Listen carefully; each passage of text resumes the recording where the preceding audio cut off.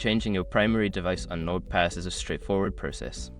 Follow these steps to ensure your account is linked to your preferred device. Step 1. Open NordPass on your current device. Launch the NordPass application on the device you are currently using. Make sure you are logged into your account to access your settings. Step 2. Access account settings. Navigate to the account settings section. This is typically found in the menu, often represented by your profile icon or gear icon. Step 3. Select device management. In account settings, look for an option labeled device management or something similar. This section allows you to view and manage the devices linked to your NordPass account. Step 4. Remove current primary device. Identify the device that is currently set as your primary device.